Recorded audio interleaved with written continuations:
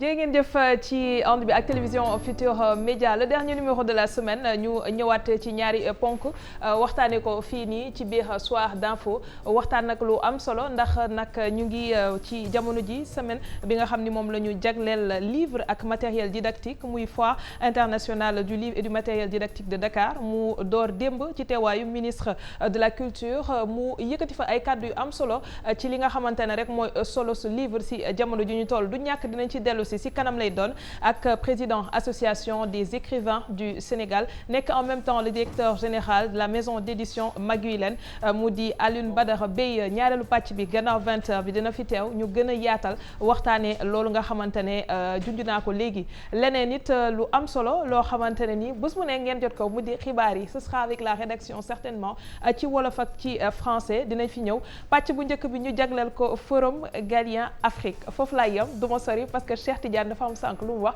te comme nag suñu gan mu ngi fii damay bàyyi mu leeralal ko moom mu déggal boppam mu di madame la ministre d'État Awa Marie Coll Seck nekk nag ki nga xamante ne yi mooy présidente comité scientifique bu forum boobule ñuy door nag ndaje yu am solo yoo xam ne fii ci Dakar lay doon door a door ci altine bi ñu jëm du ñàkk nag mu gën a yaatal ci li nga xamante ne rek mooy solo si ndaje boobu madame le ministre d'État dalal jàmm si plateau bi. ñuy ànd nag ajuma bu jot ak it Cheikh Tidiane Diagne Cheikh Tidiane ni nga koy defee rek saa su nekk vendredi bi nga indi ñu agenda sportif pour week-end. effectivement Aram donc gannaaw bi ñu ñëw les téléspectateurs de la télévision Futurs Médias plutôt amaat mbégte daal di ñëw ci plateau bi pour partager en tout cas avec eux actualité sportive bi nga xam te ne ñàkku ni fi rek ci kanam danañ ko gën a faram-fàcce waaye laata loolu rek xam naa ne comme dañuy dalal suñu kan bu ñuy wax mbirum médecine ak mbirum science yaakaar lu ñu fi rek ci kanam tout rek dina gën a faram-fàcce comme ça askan gën a xam exactement loolu lu muy tekki voilà. Professeur ñu njëkkee ci lan moo wundu forum Galien Afrique. forum Galien dafa nekk forum boo xam ne yàgg na ci àddina mët na juróom fukki at boo xam ni at bu nekk am na kuréel boo xam ni bu tudd Fondation Galien buy joxe benn prix bu mag ci nit ñi nga xam ne dañuy gëstu ci mbirum garab. ñu ne woon nag. dafa nekk États-Unis nekk Europe mujjee bi chinois yi ne ana ñun itam bëgg nañ bokk ñoom seen bopp ñu ne Afrique itam foog mu bokk ñu ñëw seet ci président de la République Macky Sall ñaan ko pour ñu mën ko def Sénégal ndax Sénégal yàgg nañ ko ràññee ci mbirum faj mu nangu ko loolu moo tax loolu am depuis daaw. fii ci Sénégal forum Galien Afrique. lan lañ ci nar a waxtaanee bu bés ba. ci fan yi lundi ci altine ji dinañ def journée boo xam ni dañ koy jëkk a jagleel jigéen yi nga xam ni dañuy liggéey ci science. ay jigéen yu jàng yoo xam ne dañ leen ràññee ci àddina dañuy ñëw fii toog ak ñëpp ñi nga xam ne participants yi surtout ñu boole ci ay jeunes ñu wone ne jigéen mën na bokk. ci kuréel yu am maanaa ci mbirum science am position yu baax te loolu mu nekk exemple pour yeneen jigéen yi suñu bàyyee loolu ñu dem nag ci ay thématiques thèmes yi nag dafay dem est-ce que tey gis nañ ne suñuy jënd garab fii ci Sénégal ak ci dëkk yu bari ci Afrique 90% yëpp mu ngi jóge bitim réew ñu ne nag loolu warul continuer ba faw war nañ nag seet naka la ñuy fexe ba nga xam ni nit ñi dañuy am garab fii ci Sénégal walla ci yeneen dëkk yi di ko defar nga xam ni ñun suñu bopp ñooy defar suñuy garab ñu am standard international est-ce que loolu gënta la rek walla dëgg la mën na ne loolu dinañ ci waxtaan bi itam dina dem ci couverture maladie universelle dina dem ci changement climatique xam ngeen ne temps yi yëpp moom la ñuy wax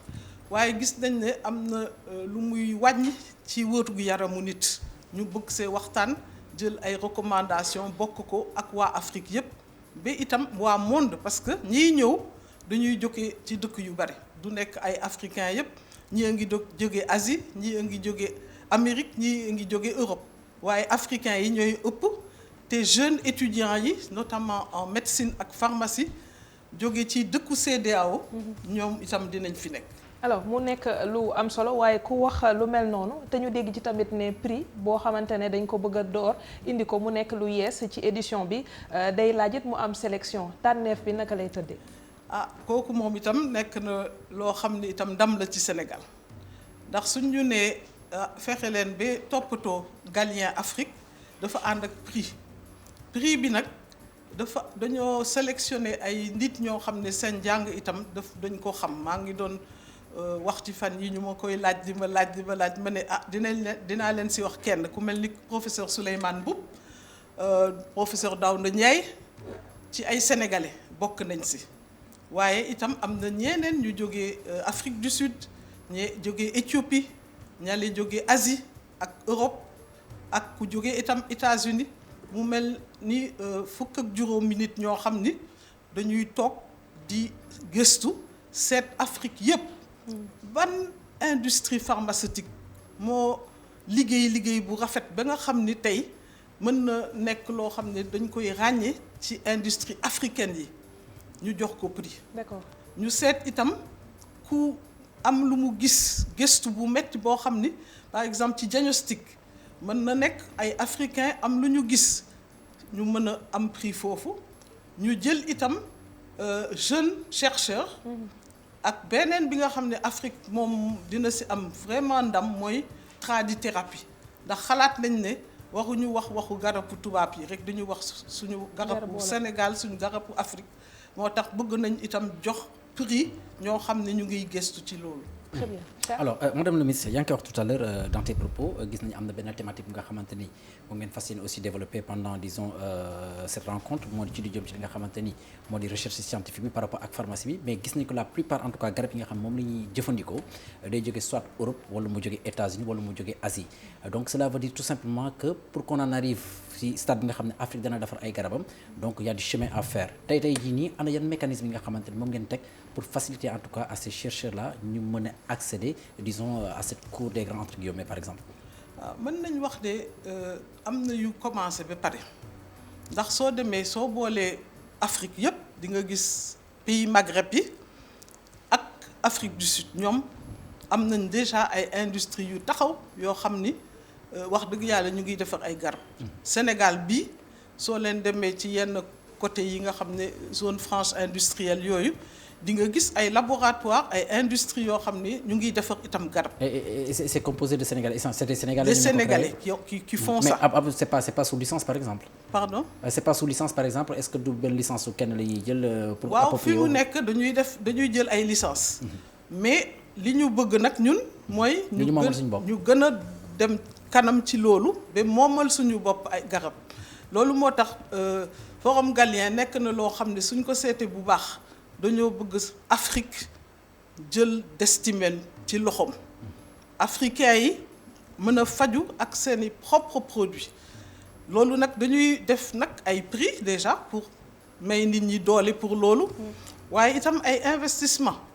am na yu ma doon waxtaan sax ak ay yenn investisseurs sénégalais ma ne leen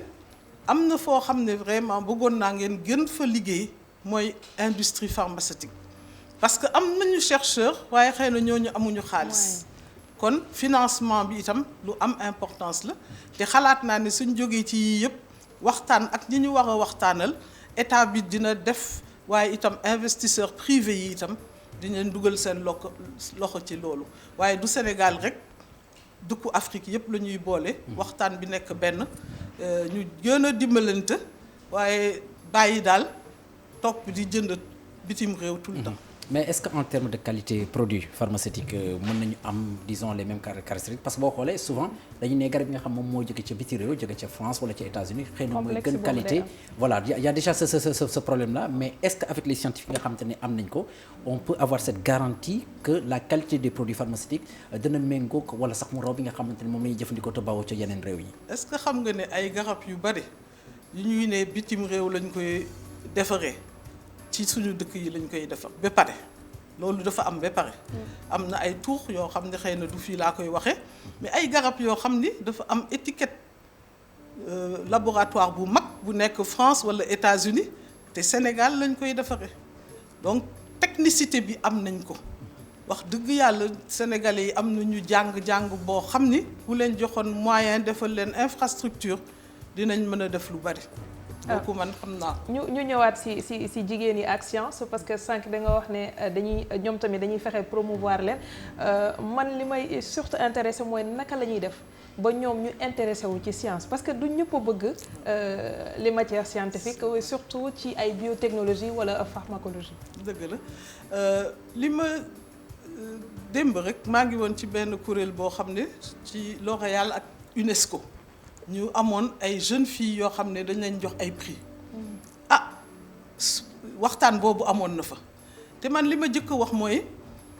jigéen li ci ëpp suñu commencé jàng sax dañ lay pousse di la wax mathématique du yëfu jigéen déjà dañ koy def sa xel soo mënee itam mu am ku ne professeur bi ci boppam dafa ne xale yu góor yi yéen rusu leen sax jigéen bi di leen gën a mën mathématique donc jigéen warul mën mathématique déjà au départ mais après soo demee ba mën ko soo ko mënee walla bëgg ko di ko jàng am na ay kii yoo xam ne ci science ak recherche jàng bu yàgg lay doon. ñu commencé de la wax yow kat jigéen nga wax nga ut jëkkër te nga bàyyi lii walla soo amee jëkkër soo amee da ngay gaaw a am doom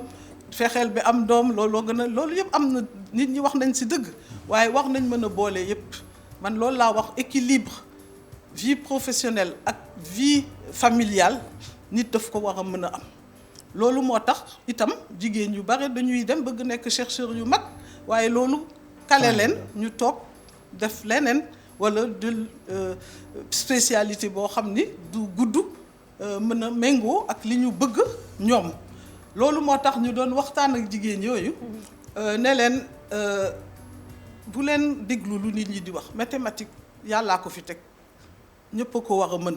amul ay jigéen walla góor loolu c'est important waaye itam di wax nit ñi ñu dimbale jigéen yi def leen dans les conditions pour ñu mën a def ay études yu xaw a poussé parce que suñ ko defulee aussi toujours dañuy nekk niveau boo xam ne du ñoom ñooy découvrir ay affaires te xam ngeen ne jigéen dafa am xel suñ ko poussé ba mu dem souvent da ngay gis jigéen yoo xam ni par exemple demoon nañ fi concours agrégation ci année yi ñu jóge en médecine 10 femmes yi demoon yëpp ñoom ñëpp dañu am agrégation. kon am na niveau yoo xam ne fu ñu ko poussé jigéen dina liggéey bu rafet moo tax waxtaan bii dina amaat ci suñu forum Galien bi. mais laaj na ci école yi tamit ñu incité jeunes filles yi ñu bëgg matière scientifique yi. ndax pour ñu mën a dem it ba am professionnel yu mel noonu dafay laaj tamit taxawaay bi foofu mais ci école yi. comment faire également pour que nit yi surtout jigéen yi di intéressé wu ci filière yooyu. kooku yëpp information la ndax su fekkee ne ñu bari dañuy dem choisir yenn série yi après ñu xam ne su ma xamoon beneen série lay jël pour mën a def li ma bëgg fekk xamuñu woon ne foog ñu aw fii loolu itam ci information yi ñuy war a jox jigéen yi la. am na benn nit boo xam ne dama xam yi muy def moom ci boppam africain la waaye mu ngi dëkk États-Unis dafay jël par internet di jàngal jigéen yi dans les villages les jeunes filles donc dafa war a am ay initiative ak une sorte de discrimination un peu positive pour les femmes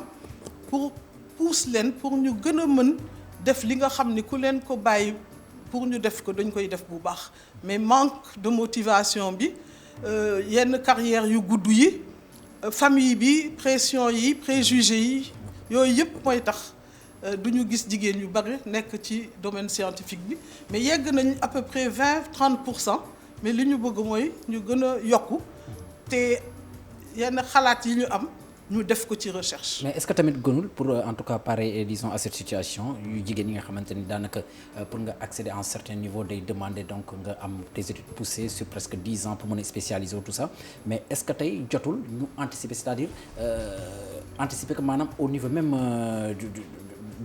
comment ça s'appelle du collège wala même au niveau du primaire ñu commencé leen inculquer yenn mbir yi comme ça dès cet instant dina leer ñu mën a xam exactement lan lañu bëgg moo gën peut-être à mon avis xaar ba yegg université pour commencer peut-être spécialiser est-ce que tey jotul ñu jël anticiper affaire yi au collège ou par exemple je sais plus à l'élémentaire par exemple. Tout à fait c'est-à-dire que l'information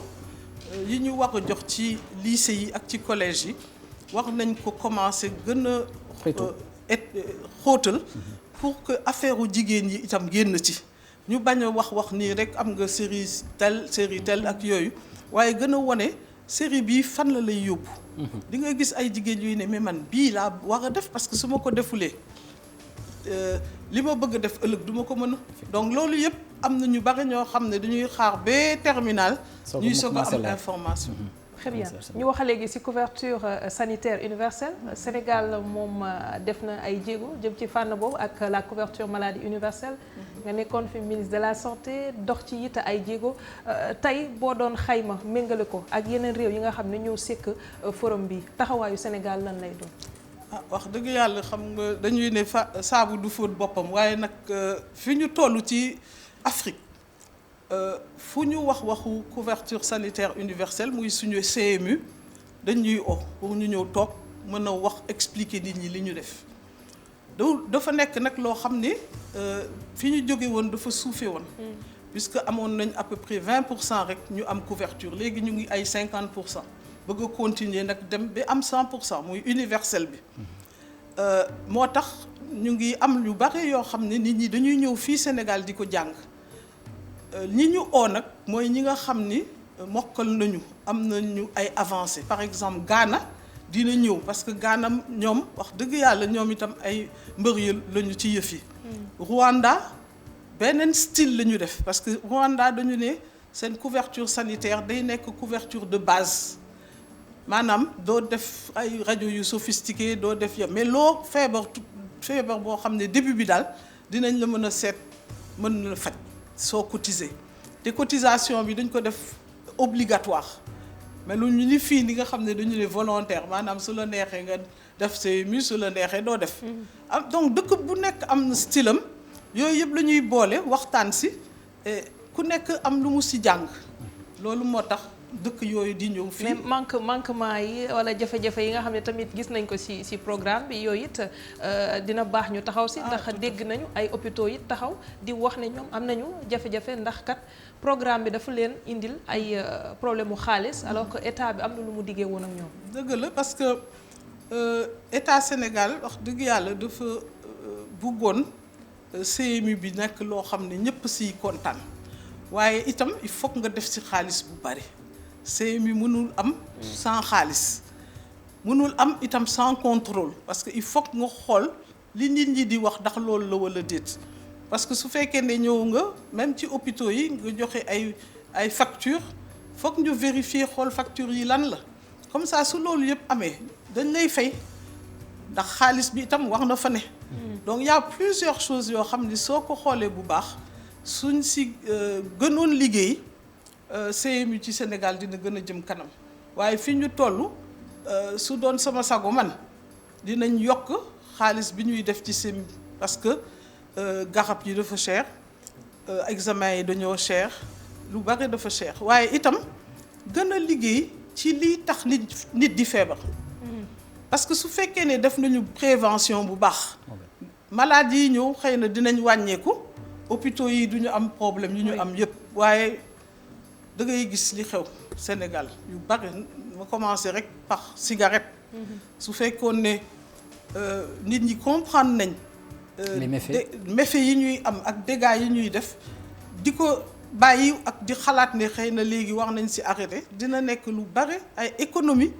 pour nit ñi bañ a dem hôpital ci ay sëxët ak pollution yi itam oto yu màgget yi loolu yëpp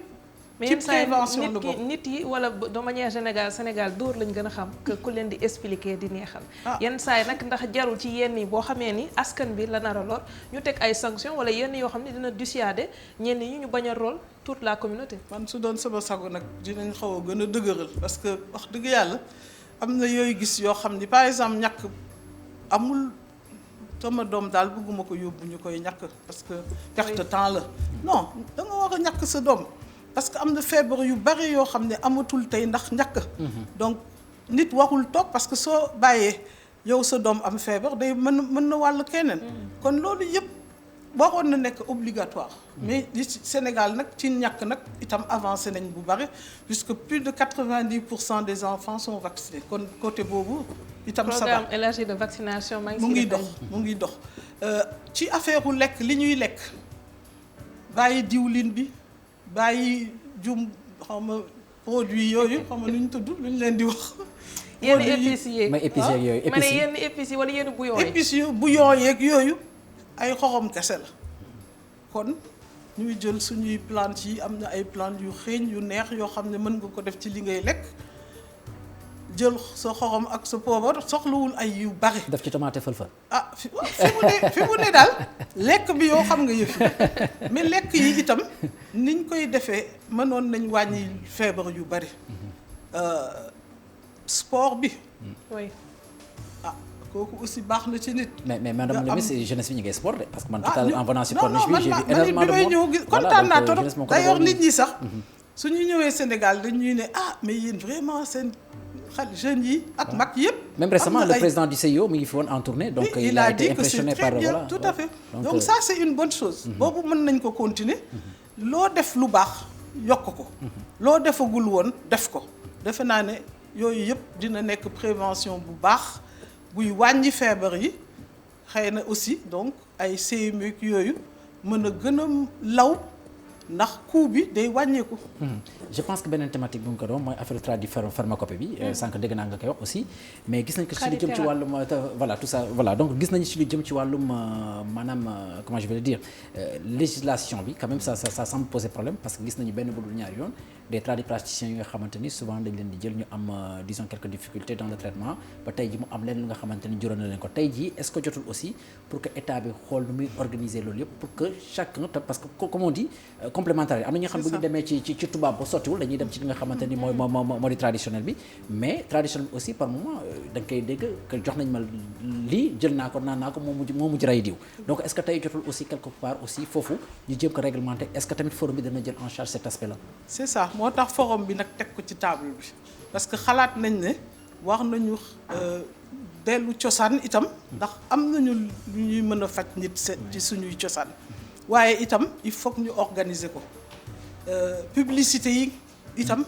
ñu wàññi ko yooyu yëpp dinañ ci wax parce que mënoo ñëw jóg rek daal di man maa ngi nii Awa Marie Coll Seck mën naa faj lii ñëpp loolu c'est pas normal moo tax temps yee maa ngi dégg xëy na doo leen ci kontaan torop waaye dégg naa affaire u xeesal yeeg yooyu nit ñi di wax nag léegi waxutuñ ko voilà donc ya am na yoo xam ni tradithérapie pour man am na ñu ci gëstu bu baax am na ay nit ñu xam xob yi bu baax par exemple am na ay nit ñu xam tel produit lii lay faj soo demee Inde am nañu benn partie boo xam ni loolu rek la ñuy toppatoo léegi soo demee ci yenn pharmacie yi wala yenn. di nga gis seen rayon yi effectivement di nga gis ay rayon ñuy wax ay teewu lii teewu loolu yëpp suñuy xob la. donc xalaat naa ne war nañ gën a pousse tradithérapie bañ xalaat ne rek toujours lu bon lay doon. wax nañ ubbeeku waaye itam dafa nekk loo xam ne war nañ ko organiser. très bien alors merci professeur Awa Marie Coll Seck dinañ ñëwaat ci moom si kanam tuuti ñu dem seetaan publicité dellusiwaat.